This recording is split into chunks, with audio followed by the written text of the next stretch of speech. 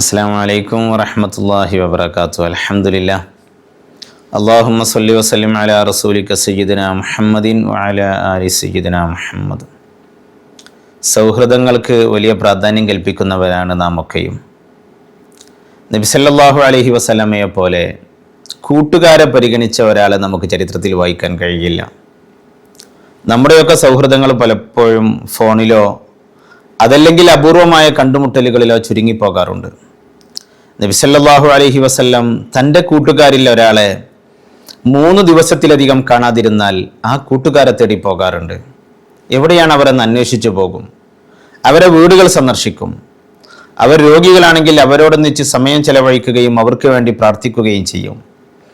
അവർ നാട്ടിലില്ല എന്ന വിവരം ലഭിച്ചാൽ അവരുടെ യാത്ര കഴിഞ്ഞ് തിരിച്ചു വരുന്നത് വരെ അവർക്ക് വേണ്ടി പ്രാർത്ഥിക്കുമായിരുന്നു മുഹമ്മദ് നബി സല്ലല്ലാഹു അലൈഹി വസല്ലം.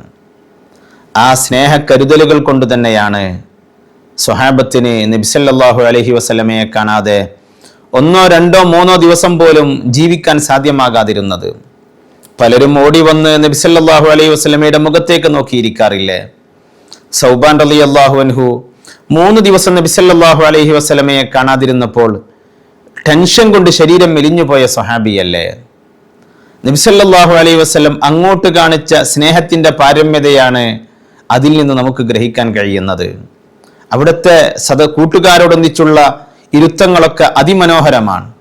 ജാബിർ ഇബ്നു സമ്ര റളിയല്ലാഹു തആല അൻഹു പറയുന്നുണ്ട്, ജാലസ്തു റസൂലുള്ളാഹി സ്വല്ലല്ലാഹു അലൈഹി വസല്ലം അക്സറ മിൻ 100 മറ.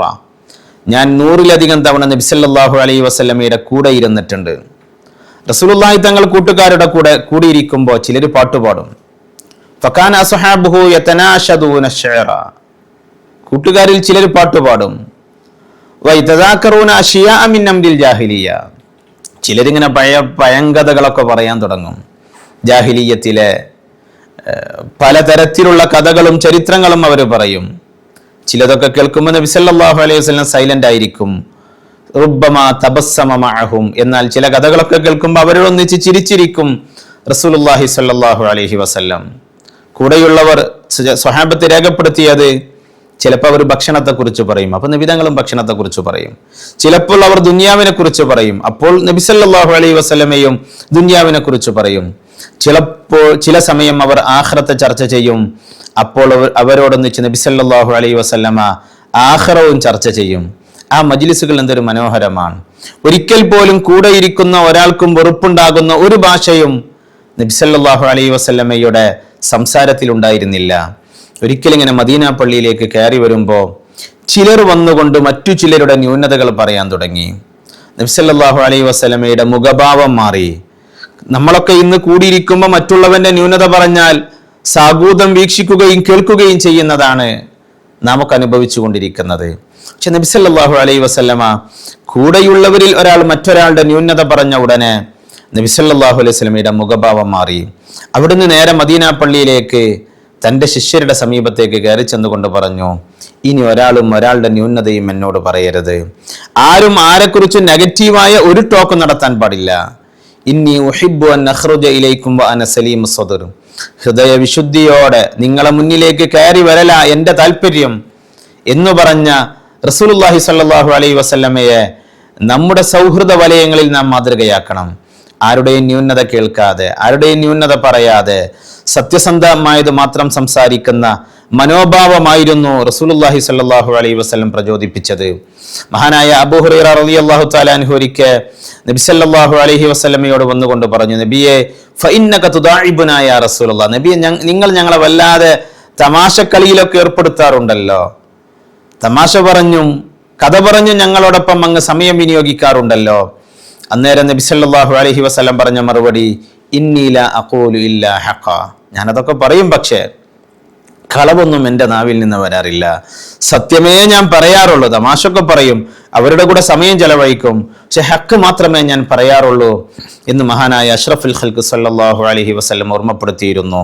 ഒരിക്കൽ ജരീർ റളിയല്ലാഹു തആല അൻഹു നബി സല്ലല്ലാഹു അലൈഹി വസല്ലമയോടൊപ്പം ഒരു വീട്ടിലേക്ക് യാത്ര പോയി. ആ വീട് നിറയെ സ്വഹാബത്ത് നിറഞ്ഞു നിൽക്കുന്നുണ്ട്. നബി സല്ലല്ലാഹു അലൈഹി വസല്ലമക്ക് അകത്തേക്ക് എൻട്രി ലഭിച്ചു. പക്ഷേ കൂടെ വന്ന സഹയാത്രികനായ ജരീർ റളിയല്ലാഹു തആല അൻഹുവിന് സീറ്റ് ലഭിച്ചില്ല. നബി സല്ലല്ലാഹു അലൈഹി വസല്ലമ തന്റെ കൂട്ടുകാരനെ എത്രമാത്രം പരിഗണിക്കുമെന്ന് ഈ ഹദീസിൽ വ്യക്തമാണ്. അകത്തേക്ക് എത്തി സീറ്റ് ലഭിച്ചപ്പോൾ നബി സല്ലല്ലാഹു അലൈഹി വസല്ലം നോക്കുന്നത് തന്റെ റസൂലുള്ളാഹി സ്വല്ലല്ലാഹു അലൈഹി വസല്ലമയുടെ കൂടെ വന്ന ജരീർ റളിയല്ലാഹു അൻഹുവിനെയാണ്. ജരീർ റളിയല്ലാഹു അൻഹുവിനെ അകത്തേക്ക് പ്രവേശിക്കാൻ സാധ്യമായില്ല എന്ന് കണ്ട ഉടനെ അഷ്റഫുൽ ഖൽഖ് സ്വല്ലല്ലാഹു അലൈഹി വസല്ലമ തോളിൽ വെച്ചിരുന്ന ഷോൾ എടുത്തിട്ട് ജരീർ റളിയല്ലാഹു അൻഹുവിനെ എറിഞ്ഞു കൊടുത്തിട്ട് പറഞ്ഞു, ജരീറെ, ആ ഷോളിലെ നീ ഇരിക്കാവൂ. പക്ഷെ ജരീർ റളിയല്ലാഹു അൻഹുവിന്റെ കയ്യിൽ കിട്ടിയത് നബി സല്ലല്ലാഹു അലൈഹി വസല്ലമയുടെ ഷോളാണ്. അതെങ്ങനെ നിലച്ചു വെക്കാനാണ്, എങ്ങനെ അതിന്റെ മുകളിൽ ഇരിക്കാനാണ്?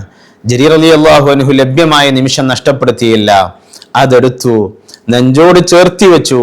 നബി സല്ലല്ലാഹു അലൈഹി വസല്ലം തിരിച്ചു വരുന്ന സമയത്തും ആ ഷോൾ ജരീർ റളിയല്ലാഹു അൻഹുവിനെ നെഞ്ചോട് ചേർത്തി വെച്ച് നിൽക്കുന്ന കാഴ്ചയാ കണ്ടത്.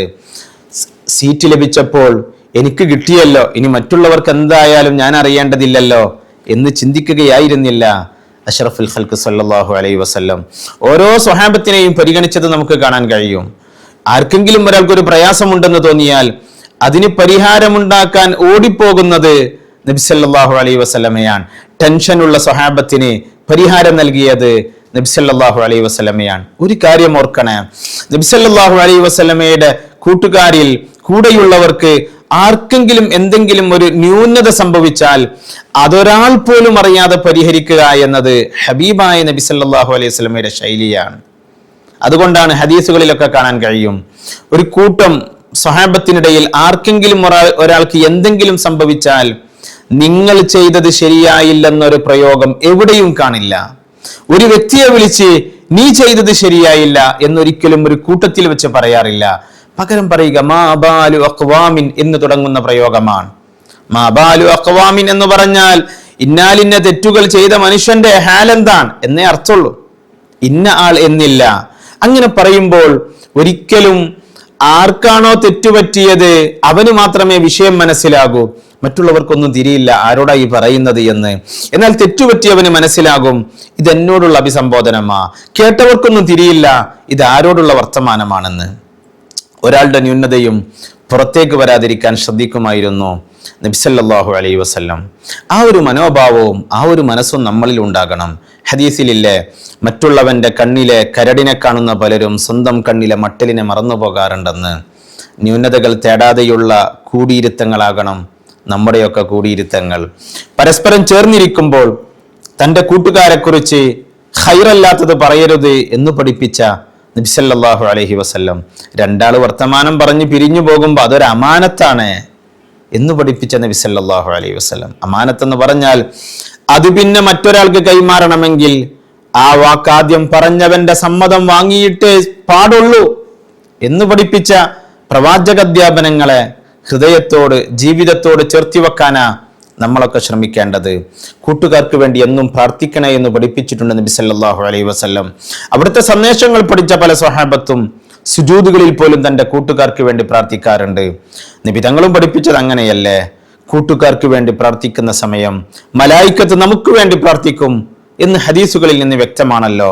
അല്ലാഹു തആല നല്ല കൂട്ടുകാരോടൊന്നിച്ച് ജീവിക്കാൻ നമുക്കൊക്കെ സൗഭാഗ്യം നൽകട്ടെ. നല്ല സൗഹൃദങ്ങൾ അർശിന്റെ തണലിൽ വിരുന്നൊരുക്കുമെന്ന് നമുക്ക് ഹദീസുകൾ പറഞ്ഞു തന്നിട്ടുണ്ട്. നല്ല കൂട്ടുകാർ കൈപ്പിടിച്ച് സ്വർഗത്തിലേക്ക് ആനയിക്കുമെന്ന് ഹദീസുകൾ നമ്മോട് പരിചയപ്പെടുത്തി തന്നിട്ടുണ്ട്. മുത്തുനബി പറഞ്ഞതുപോലെ സ്വദൂഖായ സ്വദീഖീങ്ങൾ, സത്യസന്ധരായ കൂട്ടുകാർ അവരായിരിക്കണം നമ്മളും. അള്ളാഹു സഹായിക്കട്ടെ. ബിറഹ്മതിക യാ അർഹമർ റഹീമീൻ. അസ്സലാമു അലൈക്കും വറഹ്മത്തുള്ളാഹി.